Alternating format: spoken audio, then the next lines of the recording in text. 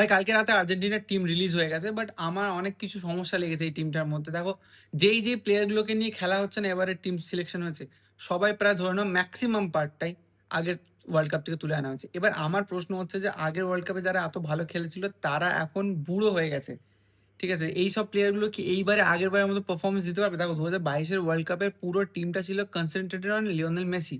যে লিওনেল মেসির সাথে যারা সব থেকে বেশি কানেক্টেড তাদের ওপর বেস করে টিম বানানো হবে। বাট রিয়েলি কি সেই প্লেয়ারগুলো এখনো সেই টপ লেভেলের ফুটবল খেলতে পারবে? যেমন নিকোলাস ওটামেন্ডি সিলেকশন নিয়ে আমি বুঝতে পারছি না কেন। কেন সেনেসি ছিল ভাই? আমার আমার বেসিক্যালি 4টে প্লেয়ারকে মিস আউট হয়েছে মনে হচ্ছে। দেখো, লিওনেল স্ক্যালোনির ডিসিশন, এখানে কারোর কিছু বলার নেই, ওয়ার্ল্ড কাপ উইনিং কোচ, ঠিক আছে?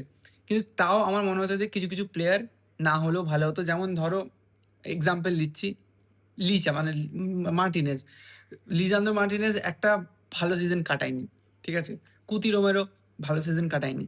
এই প্লেয়ারগুলোর মধ্যে সমস্যা ছিল, একটু নতুন ফেসেস আনার দরকার ছিল। আর ভাই, মন্টিয়েল আর মলিনা এই দুজনকে নিয়েই কিন্তু আবার সেই right back left back formation. আমার কিন্তু মনে হয় না মলিনা ঠিক আছে ভাই, মন্টিয়েলকে আমার মনে হয় না ও টপ টায়ার ফুটবলের সাথে এখন অতটা সেইভাবে অ্যাসোসিয়েটেড, মানে সেই লেভেলে খেলতে পারছে।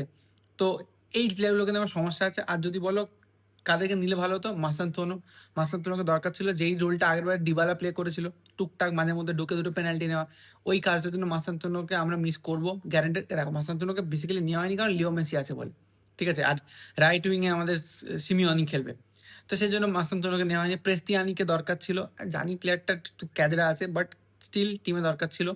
এরপরে যদি বলো, সেনেসির কথা তো বললাম, বুয়েন্ডিয়াকে নেওয়া হলো না, একটা ভালো প্লেয়ারকে নেওয়া হলো না। তো কিছু কিছু মিস আউট আছে। আমার মনে হয় এই 4টে প্লেয়ার যদি অ্যাড অন হতো আর কিছু প্লেয়ার যদি এখান থেকে বাদ যেত, লাইক ওটামেন্ডিকে আই ডোন্ট থিঙ্ক কি সেই ইন্টেন্সিটি এখন আর দিতে পারবে, কারণ হি ইজ লাইক 38-39 ওভার, ঠিক আছে? আর নিচের কাজটা মেসি কাজ যেরকম করে সেরকম কাজ নয়, নিচের কাজটা অনেক হার্ড ওয়ার্কিং কাজ হয়, ফিজিক্যালিটি লাগে।